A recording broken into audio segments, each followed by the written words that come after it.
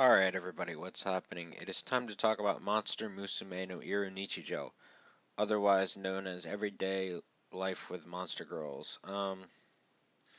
Now, this particular anime, um, as before, I'm going to be going over it, and there might be some spoilers. There will always be a spoiler alert on the bottom right corner. Um, so, definitely watch out for that if you are watching this to see if you should watch this anime and you don't want to get spoiled. So let's get into this. So Monster Musume no Ira Nichijou, for me, was one of the biggest surprises this season. It was really, really a great ride. It was a very, very enjoyable series for many different reasons, and I'll explain why. Now, let's go over the basic premise of Monster Musume. Excuse me. No, Monster Musume. Its basic premise is the fact that you have humans and then you have monsters, two separate species who up until now could not live together, and now, um, this interspecies law bill has been passed where now they can actually start to live in the same areas, and one cannot harm the other, basically. A human cannot hurt a monster, and a monster cannot hurt a human, or else there's some trouble, and there could have diplomatic issues, things like that. So, with that being said, there's still a lot of discrimination involved, and it's sort of up to them, that generation to sort of improve their image in the eyes of each other. Very simple, um, very relevant, I would say, to especially the U.S., but I would say very relevant to the world in general, to Zawardo in general, because oftentimes we get new types of people racially or ethnically, and at first we have certain differences that we can't accept, and then we start to be able to accept them. For example, um, the fact that us white ass people pushed out Native Americans, we tried to assimilate them into our culture in the U.S. However, they wouldn't bend, rightfully so, and they were not included in any of our Bill of Rights or anything in the Constitution until very, very late in the Constitution's amendments. Not that I'm saying that Native Americans are monsters. Uh, it's a totally different issue. The fact that the monsters are, I think, as far as I'm reading into this, is supposed to represent difference. Um, you know, it doesn't necessarily mean that the humans are white. White people are representing white people, and the monsters are representing black people or other minorities. Um, they're just simply representing different people.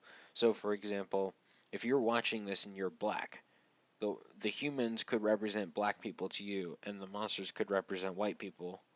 You know what I'm saying? It's not necessarily, you can't just pigeonhole one race as metaphorically what they're trying to say, um, what they represent, because it's different. What it represents is the difference between two groups of people, whether it be racial, whether it be gender, whether it be sexual preference, whether it be ethnicity. I think I didn't say that. I think I said race first. So yeah, so it could be anything, religion, socioeconomic status.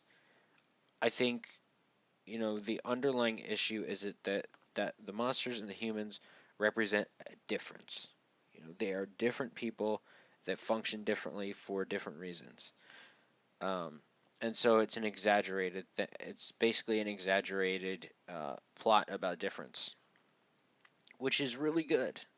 Um, for example, you know, Mia, the very first girl who's introduced, uh, is discriminated against very quickly by a human, uh, and the main character Kurusu basically stands up for her and says, there's nothing wrong with her.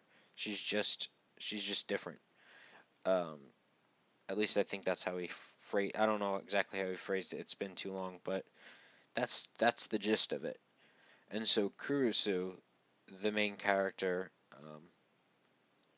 is Darling Kun, as you would say, is that guy. He's that typical main character who doesn't really see them as different, um, so to speak. I mean, he at least he does see them as different, but he treats them the same as he would a human. Um, so you kind of have that typical, not necessarily perfect main character, but you have that typical nice main character that everybody gravitates towards, um, and ends up getting a harem. Like that's pretty typical of an ecchi or a romantic comedy um, in Japan. For example, Shuffle. If you go watch Shuffle, that's a great anime. But anyway, um, moving on. Let's talk about the characters since I started to delve into the characters a little bit. I mentioned Kurusu. Mia, she's very promiscuous,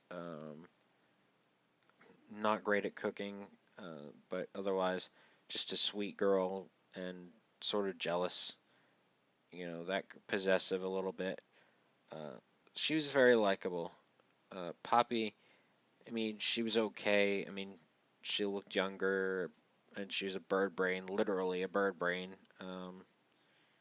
And yeah, she, I mean, she was okay, but I think she caused a little bit too much drama.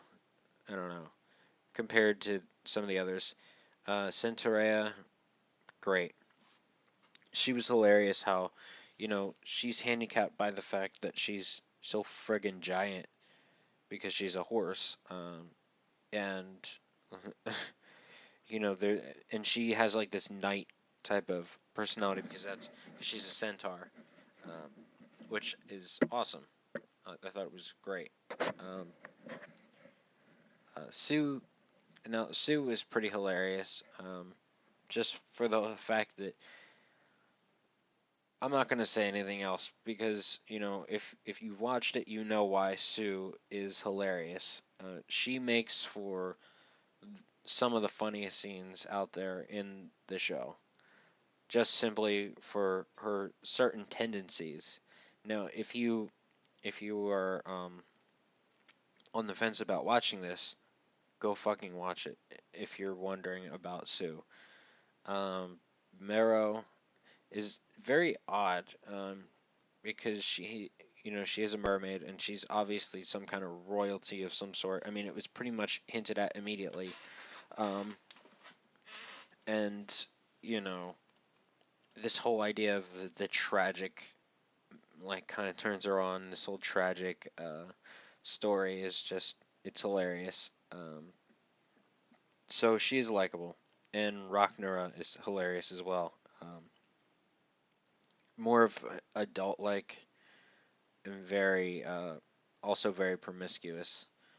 So um, you know, and of course the bondage thing was too funny. So um, you know, as a whole, the monsters and Kurusu are great. Smith was my favorite girl of them all. Um, she she was funny. She looks great,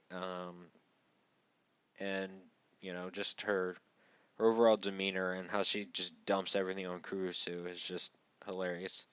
And the Doulahan, I can't remember her name. She's fine, but I'm not going to talk about her because that was towards the end of the series, or at least the season. Because I know Monster Musume, I think it's a monthly manga. I haven't gotten to it yet, but yeah. Some of Smith's monster helpers, like Zombina and all them. I mean, I'm not going to talk too much about them because they're not that important, but they were pretty interesting because they ranged like in different species, like a zombie, um, and they all had like interesting like abilities and shit. So they were pretty cool. I mean, there's not much, and there's that one guy that's just an idiot and always gets fucked by Kurusu's monster ladies in some way, shape, or form, um, which I thought was great. So the comedy in this was awesome. It really was. Uh, I would say, I laughed at this anime about as hard as I did Prison School. Not as much as Shimoneta, but close. Um,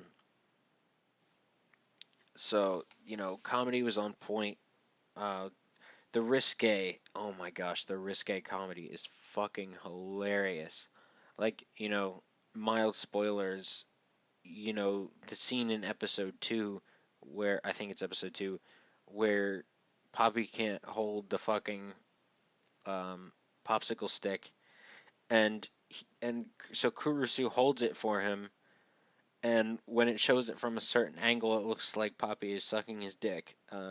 It's just, and then because of the way that the popsicle looked, the color of it, it got all over her face because she was like licking it and shit, and it just, she's like, I'm all sticky now, and oh, that was like that scene, like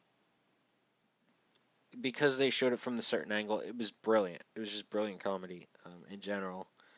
So, and the whole part with Mia shedding was fucking hilarious. I think I reacted to that.